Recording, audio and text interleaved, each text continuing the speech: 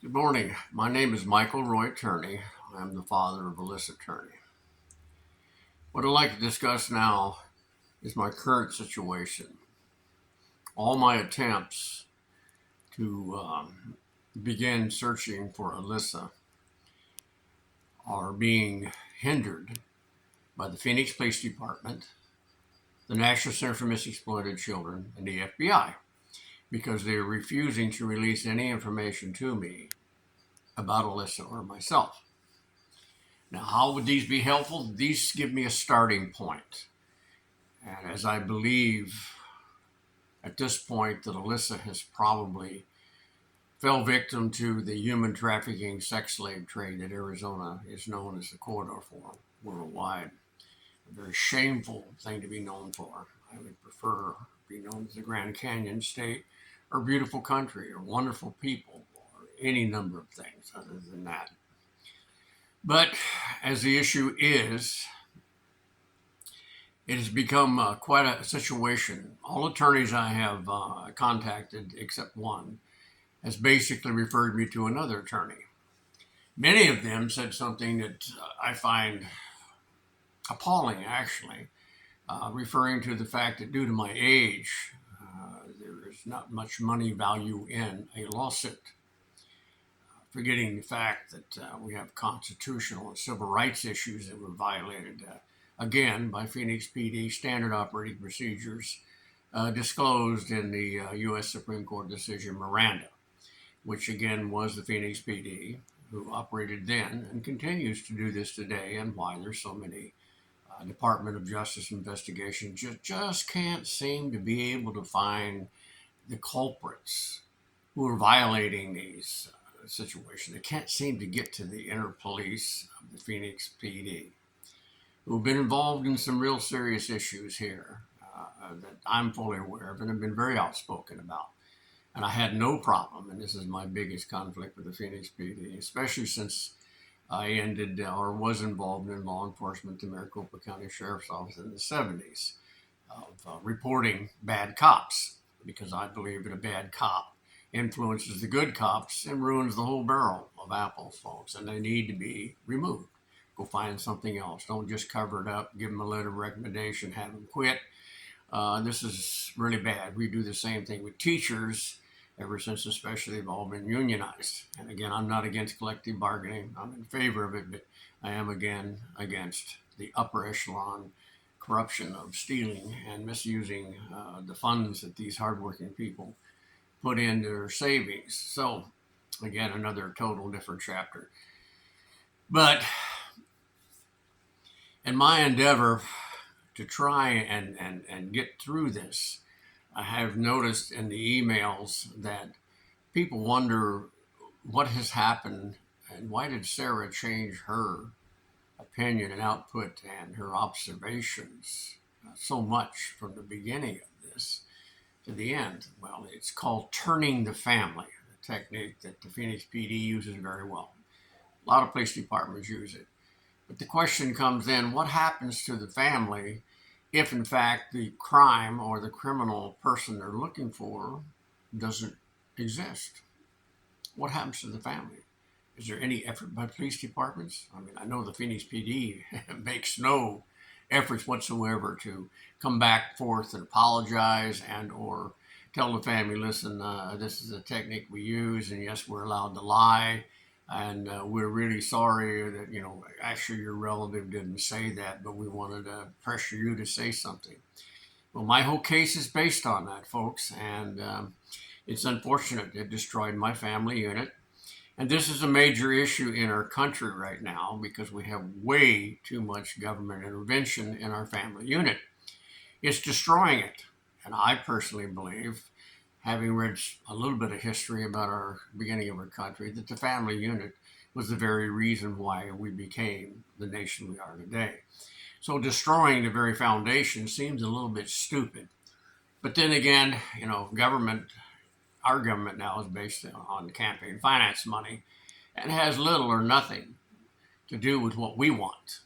It's what can they achieve and how can they line their pockets as well as proceed with what they want, not what we want. But we are in serious trouble on many issues, but the one I'm concerned with is the family unit. Mine is destroyed. Another holiday has come and gone. It appears from my relatives that Sarah has spent Thanksgiving either by herself or with people that we don't know, but none of the family that she sit in the courtroom every day with. And that saddens me a great deal and hurts as a father. And I would assume total responsibility for this, folks, but I did not commit this crime.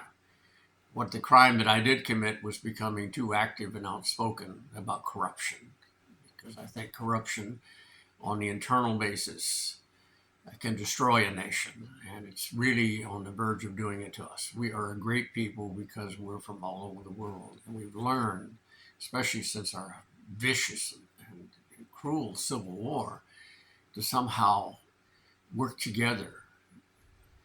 But our government, again, and in intrusions that continue to go on, has really weakened us tremendously. Now, what I need to do is I guess I'm going to have to pursue all of this alone. The Phoenix PD has refused to release my property, and within that property contains tape recordings, videos, and what have you, clearly showing that Anderson and Summershoot lied, not only on the affidavit for the original search warrant, but Anderson lied to the grand jury.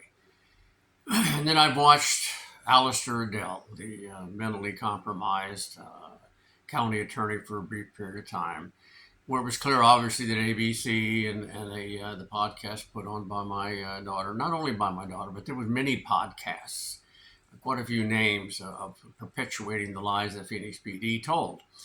And with this, it wound up with being an indictment when there shouldn't have been one. It wound up with a search warrant when there shouldn't have been one. Because, folks, my tape recordings and videos show absolutely I was being cooperative. That was one of the biggest lies that Anderson and Summershoot told.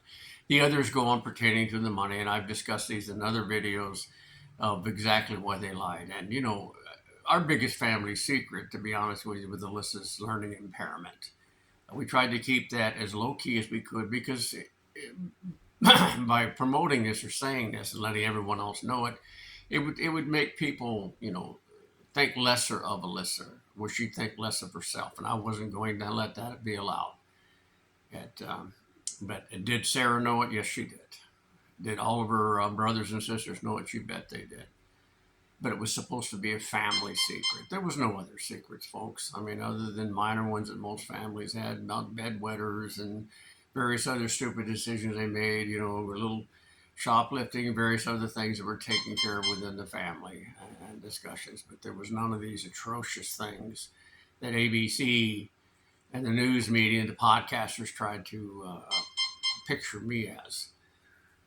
So where do I go from here? I guess with no response from the one attorney that said something, I have literally no choice, but I need to start to pursue legal action to begin with, because even the clerk of the court, or recorder of the court, has refused to release the transcripts, which I need the transcripts of Anderson and Summershoot to show a federal district court in a writ of error that these men lied from the beginning, to whereupon the court made an error that they should have granted the motion to suppress. And we have a right as Americans at any time in the process, even when it's completely over on our judicial process, to go to our federal courts in reference to a constitutional violation, which again, with the threats that Anderson made and his pressure, even though he had been invited in my home, to try and force me to let him search my house without me being present, which was the key issue that he wanted. So he could do whatever he wanted to do and come up with whatever he found. Because he obviously didn't find anything. The original letter was probably the biggest issue, and the sheriff was withholding that and was refusing to let me give it to them. So that would be the only real issue. There was no evidence there because nothing happened. And again, the continuous lie. There never was a video on for May the 17th, 2001, folks, because of the fact that I didn't turn on my VHS recorder. What do you want to call it? A jerry-rigged system that I put together that has been truly criticized, even though the whole purpose of it, the beginning of it, was because of the thieving going on, and of course the man trying to break into my home. My daughters were alone. That was never brought up in the trial. There's so many things favorable to me that were never brought up in that trial, folks. You need to understand that. The prosecution wanted to keep out a great many things. My vindication, and the unfounding of all the sexual abuse charges and physical abuse filed with the Arizona Child Protective Services. They were all unfounded, folks, because they never happened. This is something that occurred and was taken advantage of because I was left with 5 children to take of, especially 2 little girls, after their mother died. And I wasn't about to abandon them, although I did make one attempt, and I'm ashamed of that to this day. But anyway, in closing, I guess from here on in, and if the lawsuits fail to bring forth this, and again, the lawsuits, yes, they benefit financially, so I could hire people to see if we could get someone to follow that human trafficking, sex slave trade that goes through our state. It's going to be very expensive. You have to remember that all of our entertainment for media people are restricted by the federal government as to what they can actually look into in reference to that. But a private investigator who has the guts and the knowledge and enough money behind him can follow that trail, and that's what I'm seeking to do if I can. So if all the legal issues fail, and I don't have much confidence in our federal district court because it is one of the areas that are politically corrupted, in my opinion, where our judicial branch has been divided between the other 2 branches. And really too much politics and corruption and campaign finance money, which we need to start putting limits on that, especially from foreign interests. So anyway, to cut this thing short, the next thing would be I really need to stop thinking of myself and what I personally need and start a podcast for the sake of, it's not going to help find Alyssa unless I can get some kind of a campaign started for contributions and set up an LLC just for Alyssa, because I don't want the damn money. I don't want to profit from my daughter and all that's happened to her and her family. But it takes money to hire these powerful investigators, folks. It does not come with what I have. I have a joke compared to what would really be needed for these people.